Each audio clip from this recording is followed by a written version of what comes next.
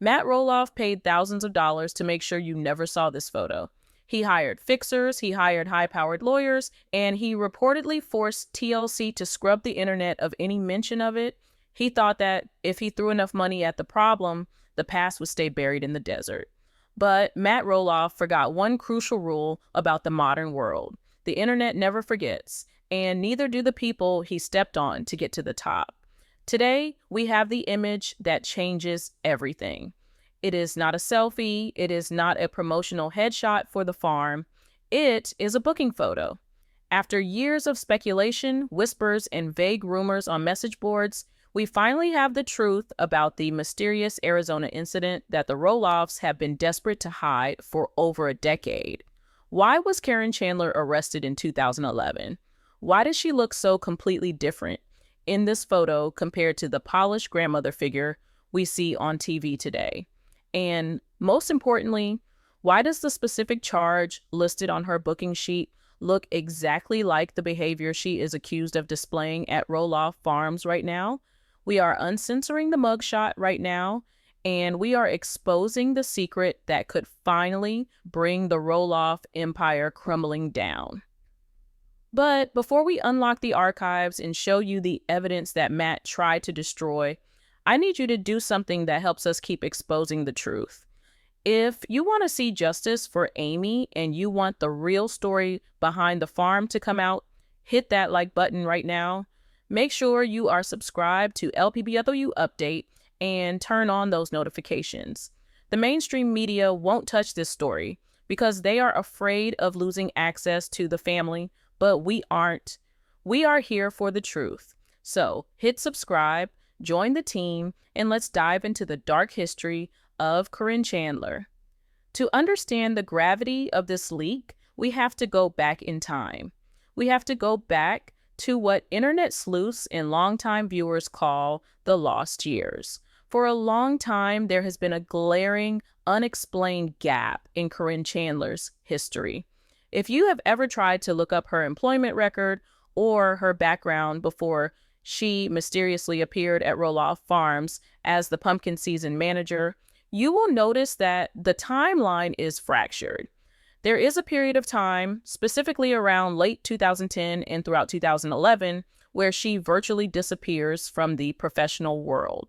Her LinkedIn is vague. Her resume, which was allegedly circulated among production staff when the show began featuring her more prominently, glosses over this period entirely. For the casual viewer, this meant nothing. But for the dedicated fans who have been watching this family for 20 years, that gap was a red flag. It was a missing piece of the puzzle that didn't fit the narrative Matt was selling. For years, fan forums and private Facebook groups dedicated to the show have whispered about a specific event. They called it the shopping incident in Scottsdale. The rumors were always hazy. Some said it was a misunderstanding with a former employer. Others claimed it was a civil dispute that got out of hand.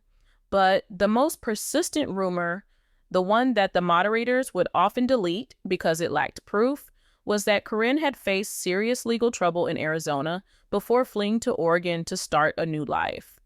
The theory went that she didn't just stumble onto Roloff Farms by accident. She was looking for a place where nobody knew her name and nobody knew her number. A place where she could reinvent herself.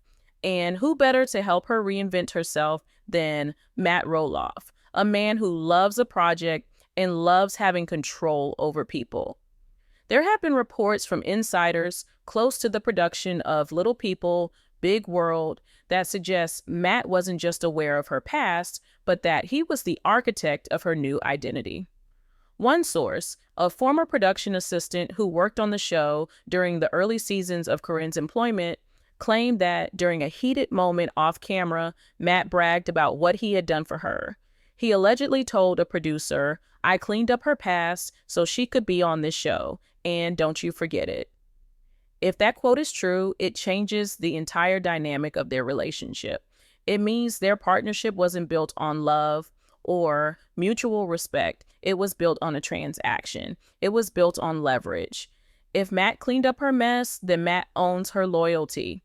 It explains why she always sides with him, why she turned against Amy so quickly, and why she endures his controlling behavior. She isn't just his girlfriend, she is his creation. But secrets like that are heavy. They weigh on a brand. And Chris Marek, a man who has often been underestimated by Matt and the viewers, suspected that if Matt had to work that hard to clean it up, the original stain must have been incredibly dirty. Chris has always been the observant one. While Matt is busy building castles and shouting orders, Chris sits back. He watches. He listens. And Chris began to suspect that the squeaky clean image Caryn presented to the cameras was a fabrication. He saw the cracks in the facade. He saw the way she handled money, the way she manipulated situations, and the way she seemed to have a natural talent for deception. Chris realized that if he wanted to protect Amy and if he wanted to understand who they were really dealing with, he needed to find out what happened in Arizona. He needed to find the smoking gun that Matt thought he had incinerated. This brings us to the investigation. How do you find a record that a wealthy reality TV star has spent a fortune to erase? This is where the story turns into a true detective thriller. Matt Roloff is smart, but he is not a lawyer. He understands construction, but he doesn't understand the intricate bureaucracy of the American justice system. When a record is sealed or expunged, it generally means that the court file is removed from public access. If you were to go to the courthouse clerk and type in her name, the computer would say, "No record found." It effectively legally vanishes for the purpose of background checks for jobs or housing. This is likely how she passed the initial vetting for TLC. The network lawyers would have run a standard check, seen a clean slate, and moved on. Matt counted on that. He counted on the fact that nobody would look deeper than the surface. But Chris Marek has a background in real estate, and anyone in real estate knows that while you can hide a court judgment, it is much harder to hide the logistical paper trail that is created when a person enters the system. Chris knew about a loophole. He knew that while the court records might be sealed, the county sheriff's office operates on a different system. The Maricopa County Sheriff's Office in Arizona, like many law enforcement agencies, maintains daily booking logs. These are the physical or digital lists of every single person processed through the detention center on a given day. These logs are often archived differently than court case files. They are historical records of jail operations, not necessarily judicial records. Because they are administrative logs, they are sometimes overlooked during the expungement process, especially if the expungement order was focused on the court conviction and not the arrest record itself. Chris didn't just walk in and ask for dirt on Caryn Chandler. That would have raised alarms. He played it smart. According to our insider theories, Chris utilized a clever ruse. He allegedly contacted the county archives requesting daily booking logs from a specific week in November 2011, claiming he was conducting a broad background research project related to real estate trends and crime rates in the Scottsdale area for that time period. He framed it as data collection, a harmless request for a large batch of documents. It was a needle in a haystack approach. He didn't ask for her by name. He asked for the entire log. He was betting on the fact that the clerks would be too busy to redact every single name on a decade-old log, or that the specific type of record he requested fell outside the scope of Matt's sealing order. It was a gamble. He had to pay a processing fee. He had to wait weeks for the digital scans to be retrieved from the off-site storage archives. The anticipation must have been agonizing. Imagine knowing that the answer to the biggest mystery in your family's life is sitting in a cardboard box in a warehouse in Arizona, just waiting to be scanned. Matt, meanwhile, had no idea this was happening. He was likely sitting in his custom-built office on the farm, believing his secrets were safe, believing he had bought total immunity. But the request went through, the archives were accessed, and the files were sent to Chris. He had to scroll through hundreds of names. petty crimes, DUIs, disorderly conduct, page after page of bad nights and bad decisions. And then he found it. He didn't find Caryn Chandler immediately because she wasn't booked under the name we know today. He had to cross-reference with her maiden name and her previous married name. But the date of birth matched. The physical description matched. And then the photo loaded. Bingo. Booking number 49201. The moment of discovery must have been chilling. It wasn't just a name on a list. It was the visual confirmation of a decade of lies. Matt Roloff had brought a criminal into Amy's home. He had let a woman with a documented history of deceit watch their grandchildren. The implications were immediate and terrifying. This wasn't just about gossip anymore. This was about safety. This was about the integrity of the farm and the safety of the family assets. Chris realized that he wasn't just holding a mugshot, he was holding leverage. He was holding the one thing that could shatter Matt's control. But he also knew he had to be careful. If he released it recklessly, Matt would attack, Matt would sue. Chris had to understand exactly what he was looking at. He had to understand the charge. The photo itself is shocking, and we are going to describe it in detail in just a moment, but the context of how this was found is what matters. It proves that the truth always surfaces. It proves that no matter how much money you have, you cannot erase the past. You can only hide it for so long. And it proves that Chris Marek is not just a passive participant in this family drama. He is a protector. He went to lengths that no one else was willing to go to. While the producers were sleeping, while the fans were just speculating, Chris was doing the legwork. He was digging through the archives of the Arizona desert to find the ghost of Caryn Chandler. This discovery period marks the turning point in the timeline. Before this, Caryn was just the girlfriend, the controversial figure who broke up a marriage. After this discovery, she becomes a liability. She becomes a known threat. The discovery of the booking log creates a split reality. The reality the world sees on TLC, where Caryn is the helpful farm manager, and the reality that Chris and Amy now know, where Caryn is a woman who was booked, processed, and charged with a felony. It recontextualizes every interaction we have seen on the show. Every time Caryn offered to handle the finances, every time she whispered in Matt's ear about property lines or negotiations, it now carries a sinister undertone. Was she helping, or was she operating? The archive loophole that Chris exploited is a terrifying thought for people like Matt Roloff. It exposes the fragility of their carefully curated image. It shows that there are always backdoors. The Freedom of Information Act is a powerful tool, and when placed in the hands of someone who knows where to look, it can dismantle empires. Chris Marek found the loose thread in the tapestry Matt wove, and he pulled it. And as we prepare to look at the mugshot itself, remember this. This photo was never meant to be seen by human eyes again.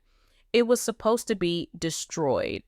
The fact that we are talking about it today is a miracle of investigation and a testament to the fact that you cannot run from who you really are.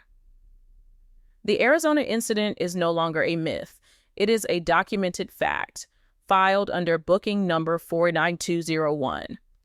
The image that loaded onto Chris Marek's screen was not the Caryn Chandler the world thinks it knows. When you watch the show, you see a woman who is meticulously put together.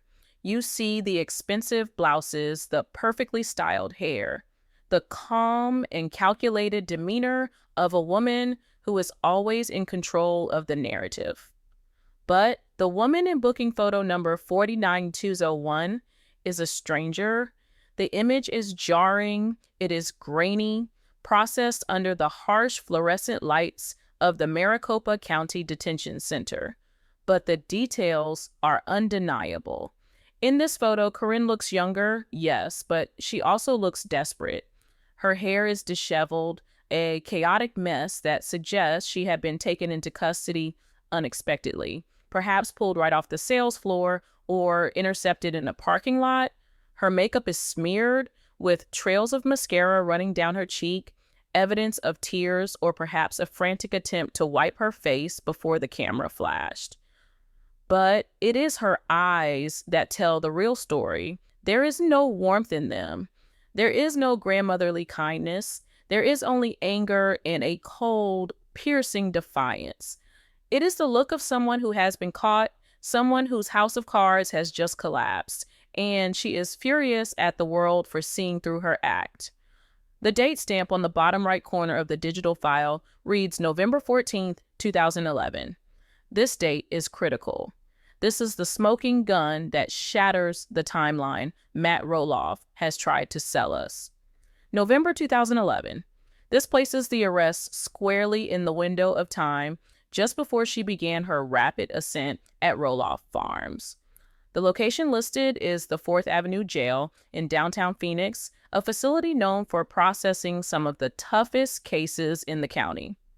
Seeing Caryn Chandler, the woman who now sits on the board of the farm and dictates the inheritance of the Roloff children, associated with the intake roster of a maximum security processing center, is a visual that the brain struggles to comprehend. It is a collision of two worlds that were never meant to meet. We have to talk about the reaction to this photo because it changes the emotional stakes of this entire saga. According to sources close to the situation, when Chris finally showed this image to Amy Roloff, the reaction wasn't vindication. She didn't laugh. She didn't say, "I told you so." She went pale. She reportedly got chills. You have to understand the position Amy is in. For years, she was told she was crazy. She was told she was jealous, insecure, and bitter. Matt gaslit her into believing that Caryn was a professional, a savior for the farm, a competent manager who was just there to help. Seeing this mugshot was the moment Amy realized she had allowed a criminal into her sanctuary. She realized that while she was cooking dinner and raising her children, a woman who had been fresh out of a holding cell was walking through her office, handling her money and smiling at her family. The realization was terrifying. It wasn't just about Matt having an affair anymore. It was about the fact that Matt had endangered the family by bringing a person with a volatile and documented criminal history into their private lives without a single warning. But the photo is just the wrapper. The poison is inside the details. We need to look at the text below the chin. We need to look at the charge code that Chris Marek uncovered, because this is where the story shifts from a scandal to a felony. The booking sheet lists the primary charge as a violation of ARS 13-1802. To the average person, that is just a jumble of numbers. But in the Arizona revised statutes, that code stands for theft by deception. Let's be very clear about what this means. This isn't simple shoplifting. This isn't someone slipping a lipstick into their purse because they made a bad impulsive decision. Shoplifting is a crime of opportunity. Theft by deception is a crime of calculation. It is a white-collar crime that requires planning, manipulation, and a fundamental distortion of the truth. The statute defines it as knowingly obtaining property or services by misrepresenting a material fact. It means lying to get money. It means creating a false reality to swindle a business or a person out of their assets. It is a crime that speaks to character. A shoplifter steals because they want an object. A thief, by deception, steals because they believe they are smarter than the system. They believe they can talk their way into a profit. Chris Marek didn't stop at the booking log. He managed to pull the threads of the police report associated with that booking number. The details that have leaked from this report are damning. The allegations suggest that Caryn was involved in a sophisticated return fraud scheme targeting a high-end luxury department store in Scottsdale. The report allegedly details a pattern of behavior where receipts were falsified, price tags were switched, and items that were never actually purchased were returned for cash refunds. This wasn't a one-time event. The police report reportedly describes a weeks-long investigation by the store's loss prevention team, who tracked her movements on CCTV. They watched her manipulate the system, charming customer service clerks, spinning elaborate stories about lost receipts or gifted items, all to walk out of the store with thousands of dollars in cash that didn't belong to her. Think about that for a second. Think about the skill set required to pull off return fraud at a luxury level. You have to be a smooth talker. You have to be able to look someone in the eye and lie without blinking. You have to be organized enough to forge documents or manipulate paper trails. You have to have the nerve to stand there while a manager approves a refund, knowing the whole time that you are committing a felony. Does that skill set remind you of anyone? Does that sound like the same woman who managed to talk Matt Roloff into cutting his own children out of the farm?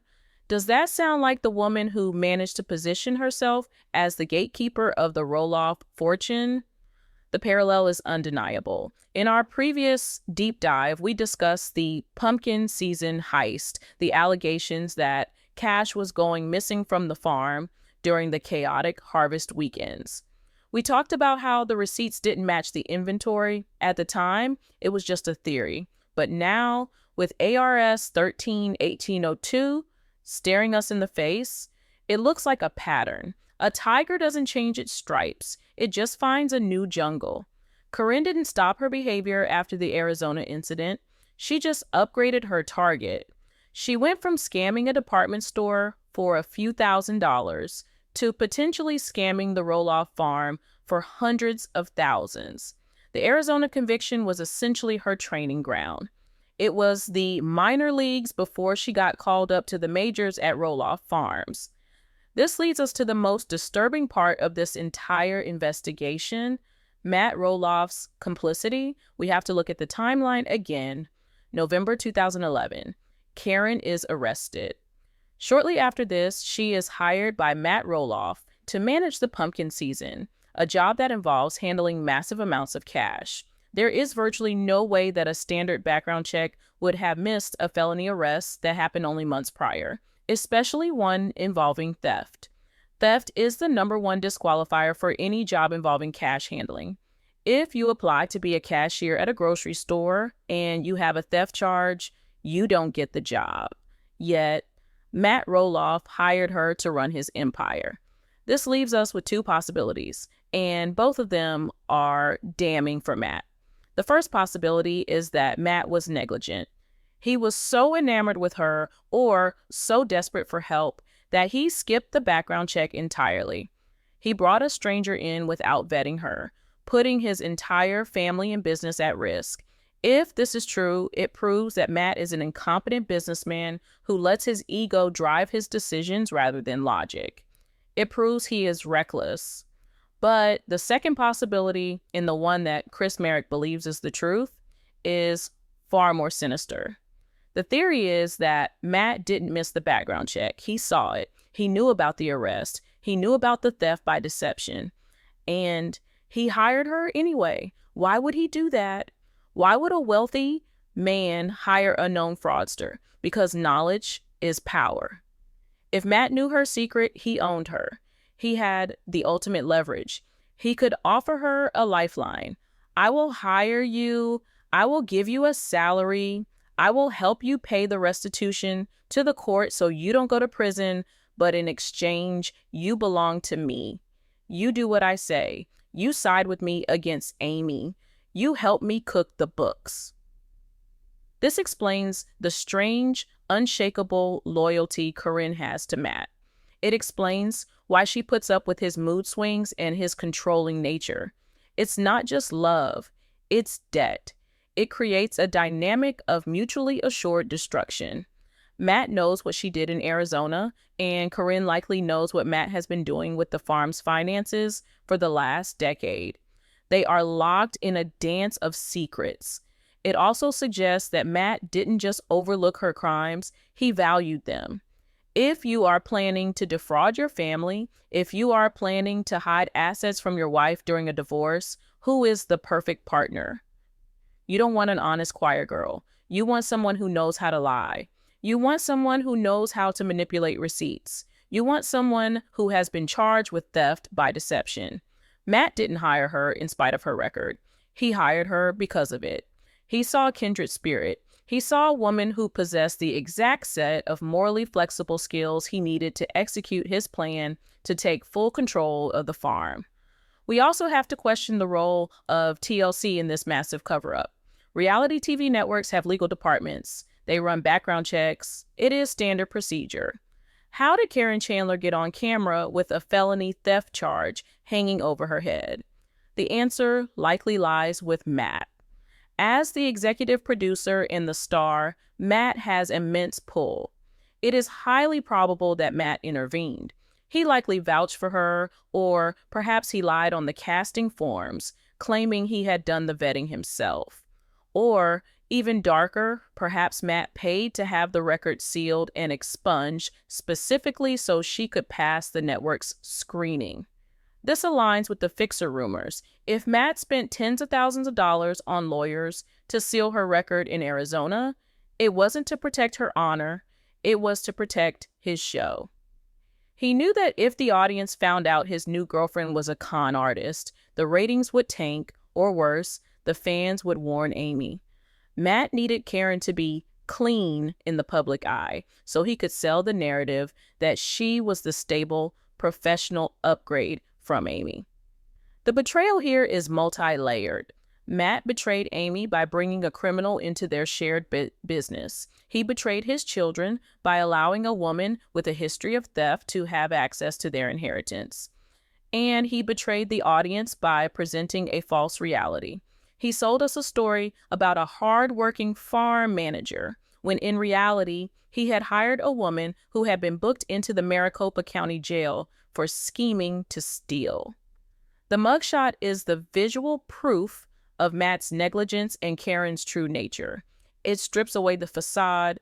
You can put a woman in a nice blazer, you can put her in a confessional chair on TLC, and you can have her talk about family values. But you cannot erase the fact that under the cold, hard light of the law, she was identified as a person who deceased for profit. The booking number 49201 is a tattoo on her reputation that can never be removed. And for Chris Marek, holding that police report was the moment the pieces fell into place. He realized that the crazy things Amy had suspected, the missing money, the strange accounting, the feeling of being gaslit, were not crazy at all. They were the predictable actions of a professional deceiver. The Arizona incident was not a mistake. It was a preview. It was the trailer for the movie we are watching right now. And as we look at that charge, theft by deception, we have to ask ourselves, if she was willing to risk jail time for a few $1,000s at a department store, what is she willing to do for a multi-million-dollar farm? The stakes are higher now, the pot is bigger, and the scam is no longer about receipts. It's about land. It's about legacy. Caryn Chandler didn't come to Oregon to retire. She came to pull off the biggest job of her life. And thanks to Matt Roloff, she has the keys to the kingdom. The discovery of the mugshot in the charge details essentially confirms the worst case scenario for the Roloff children. Zach and Jeremy have been pushed out, and who is left standing next to Matt? The woman who knows how to fake a return, the woman who knows how to work the system. Matt thinks he is the puppet master, controlling Caryn with the knowledge of her past. But history tells us that grifters are survivors. If the ship starts to sink, or if Matt's health declines, do we really think Caryn will stay loyal? Or will she do what she did in Arizona, grab what she can, falsify the documents, and disappear before the authorities catch on? Matt may have hired her because of her past, thinking he could use it, but he may have invited a predator into his home that even he cannot control. This deep dive into the archives has exposed the foundation of the current farm drama. It's not just a family feud, it's a potential crime scene in progress. The theft by deception charge is the Rosetta Stone that translates every confused look, every missing dollar, and every sudden policy change at the farm. It creates a direct line from a jail cell in Phoenix to the big house in Hillsborough. And now that the line has been drawn, now that the mugshot has been uncensored, the question isn't what happened in the past. The question is, what is happening right now that we won't find out about for another 10 years? Matt's complicity makes him just as guilty as her. By hiding her record, he became an accessory to her deception of the audience and his family.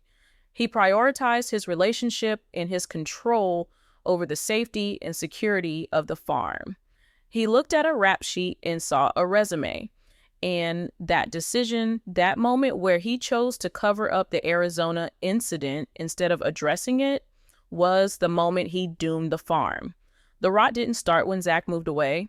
The rot started the day Matt Roloff paid a lawyer to bury booking number 49201.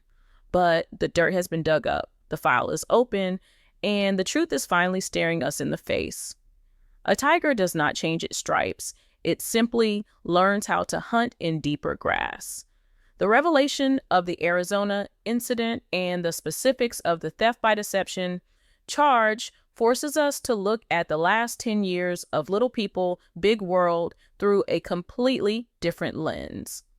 We can no longer view Caryn's actions as the quirks of a new girlfriend or the awkward missteps of a stepmother figure. We have to view them as the calculated maneuvers of a person who has already proven in a court of law that she is willing to falsify reality for personal gain. When you look at the mugshot, you see the past. But when you look at the farm today, in 2025, you are seeing the future that the mugshot predicted. The parallels between the crime she was booked for in 2011 and the accusations that have plagued Roloff Farms are not just coincidental, they are identical in their mechanics. In Arizona, the police report alleges she manipulated receipts and return policies to siphon cash from a corporate entity. She used the complexity of the system to hide her theft. Now, look at the pumpkin season heist allegations we discussed in our previous video. The rumor there was that cash transactions at the gate were being underreported, that the confusing chaos of the festival was being used as cover to skim profits off the top. It is the exact same playbook. It is the signature move of a specific type of financial predator. Create confusion, manipulate the paper trail, and pocket the difference. The only thing that changed was the venue. She traded the luxury department store counter for the pumpkin patch ticket booth. She traded a corporate loss prevention team for a distracted and aging Matt Roloff. This brings us to the most terrifying question of all. If Caryn was willing to commit a felony for a few $1,000s in merchandise, what is she planning to do when the entire Roloff estate is on the line? We are talking about millions of dollars in land, equipment, and media rights. We know that Matt has been slowly alienating his children. We know that Zach and Jeremy have been pushed out of the inheritance. And we know that Caryn has been sitting in on every single board meeting, every lawyer consultation, and every estate planning session. She isn't just listening, she is guiding the pen. With the knowledge of her past, we have to ask, is she helping Matt organize his estate, or is she engineering a theft by deception on a massive scale? Is she manipulating the trust documents just like she manipulated those return receipts? The scary reality is that Matt Roloff may have signed his own financial death warrant. By thinking he could control her with his knowledge of her past, he underestimated her. He thought he was the one with the leverage. But a professional deceiver knows how to turn the tables. She likely knows where all the bodies are buried at Roloff Farms. She knows every loop Matt has jumped through, every corner he has cut with the county permits, and every dollar he has hidden from Amy. She has likely gathered just as much dirt on him as he has on her. They are in a standoff, And if Matt's health were to fail, if he were to pass away suddenly, who holds the keys? The children are gone. The ex-wife is paid off. The only person left standing in the office with the passwords to the accounts and the codes to the safe is the woman with booking number 49201 attached to her name. This mugshot is the smoking gun that proves a pattern of behavior that cannot be ignored. It vindicates every bad feeling you have ever had about her. It vindicates Amy Roloff's intuition. Amy often said she felt something was off, that she couldn't trust Caryn even when they were friends. Amy didn't have the evidence then, but her gut was screaming at her. She was sensing the duplicity of a person who is comfortable living a double life. Amy was sensing the theft by deception energy before she even knew the legal term existed. And now, looking back, we can see the tragedy of it. Amy was gaslit by the entire world. She was told to get over it, but she was the only one who saw the wolf in the henhouse. This expose isn't just about dragging up old dirt. It is a warning about the present. The Arizona incident tells us that Caryn is a risk taker. She is someone who believes she can outsmart the system. And for the last decade, she has been right. She outsmarted TLC. She outsmarted the Roloff kids. She outsmarted the fans. But she didn't outsmart the archives. She didn't count on the one variable that always destroys people who live in the shadows, the persistence of the truth. She didn't count on Chris Marek. And that is where we need to shift our focus as we close this chapter. We have spent this entire time analyzing the villain of the story, but we haven't given enough credit to the hero. This mugshot didn't just fall out of the sky. It wasn't leaked by a disgruntled producer. It was hunted down. It was retrieved by a man who saw his wife in pain and decided to do something about it. Chris Marek is often painted as the quiet, passive husband. But this investigation proves that he is the exact opposite. He is the protector. He is the one who was willing to get his hands dirty, digging through decade-old booking logs in the scorching heat of the Arizona bureaucracy, just to prove that his wife wasn't crazy. We have uncensored the mugshot. We have exposed the charge. We have connected the dots from a jail cell in Phoenix to the farmhouse in Oregon. The Arizona incident is no longer a rumor. It is history. It is a fact. Caryn Chandler was arrested for theft by deception. Matt Roloff covered it up. And together, they built a brand on a foundation of lies.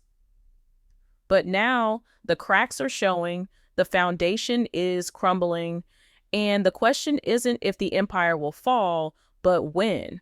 So I have to ask you, the viewer, the jury in the court of public opinion, does seeing this photo change everything for you? Does knowing that Caryn has a documented history of fraud change how you watch the show? Do you believe Matt was a victim of her deception? Or do you believe he was her partner in crime from day one? I want you to go to the comments section right now and cast your vote.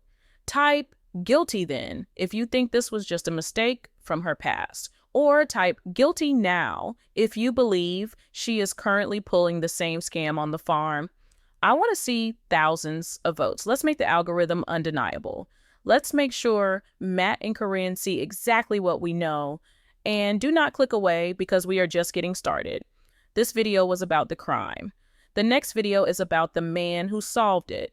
In our next upload, we are doing a deep dive into Chris Marek's investigation.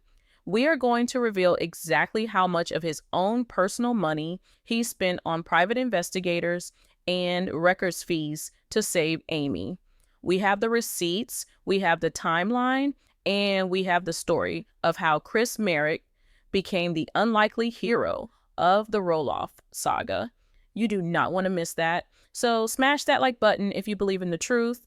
Hit subscribe and ring the bell so you get the notification the second the next part drops. The Roloffs tried to hide it. We found it.